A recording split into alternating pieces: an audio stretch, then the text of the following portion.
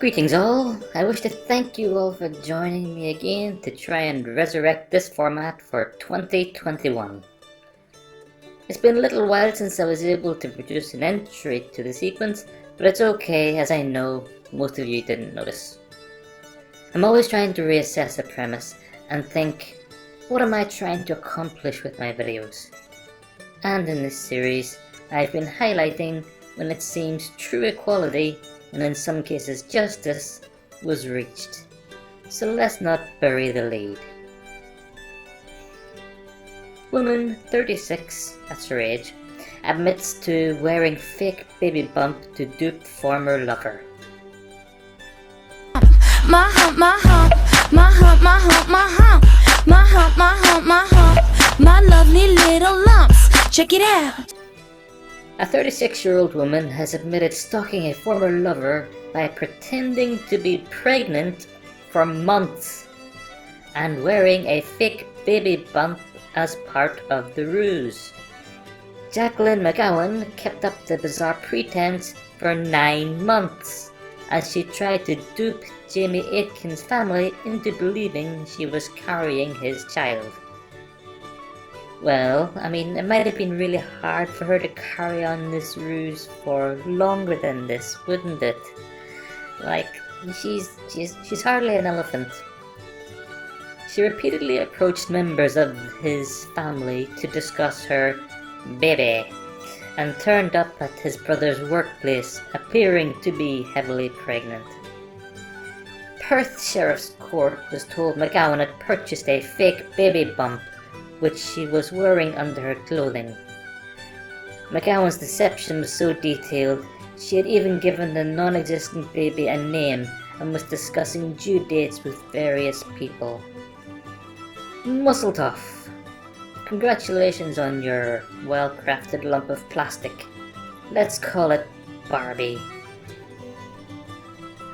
She admitted that between June 1st, 2019 and February 29th last year, she engaged in a course of conduct which caused fear or alarm to Mr. Aitken and members of his family.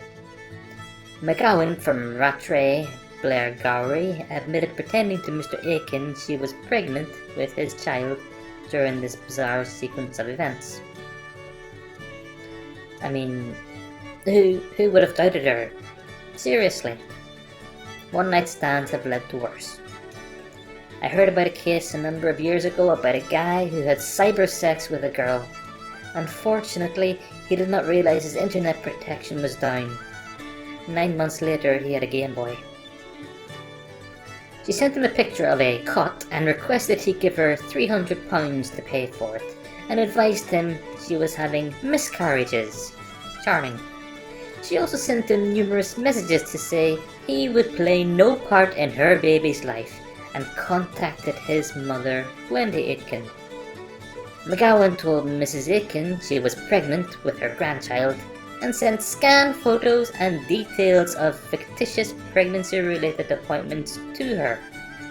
The above behaviour is sick, vile manipulation and should be condemned by every sane-minded person. Emotional abuse on this scale should be prosecuted to the fullest extent possible. I specifically loathe the use of miscarriage to screw with the emotions of not just the guy in question, but his surrounding family. Many will pass this off as just her being mentally unbalanced and may even find humour in it, but all her actions appear calculated to me.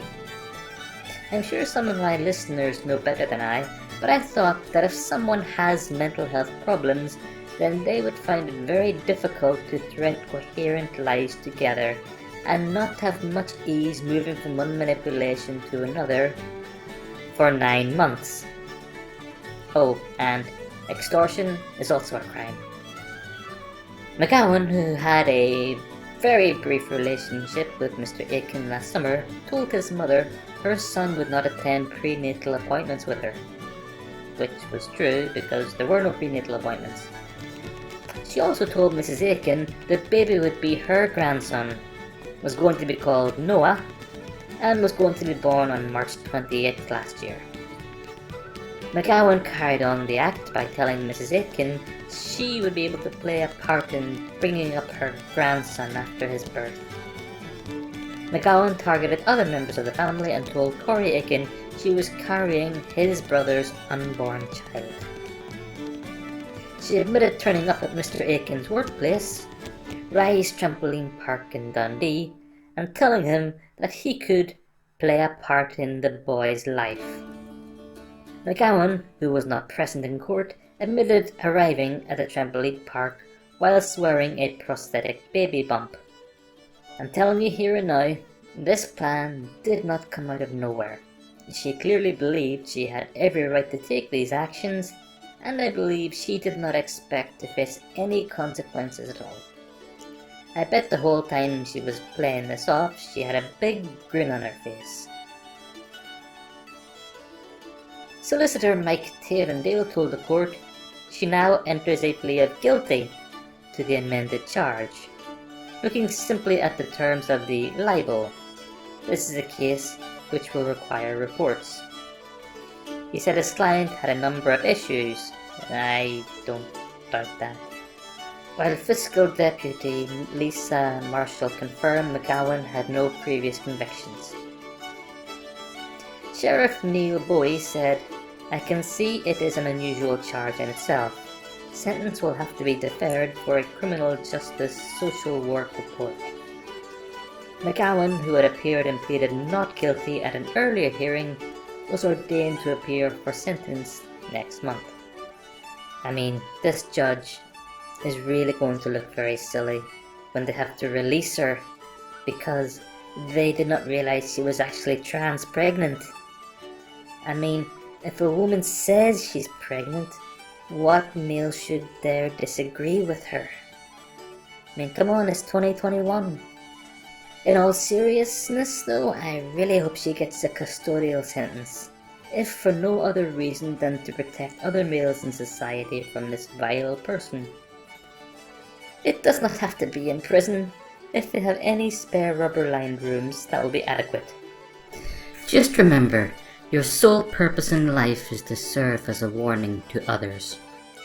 Slán.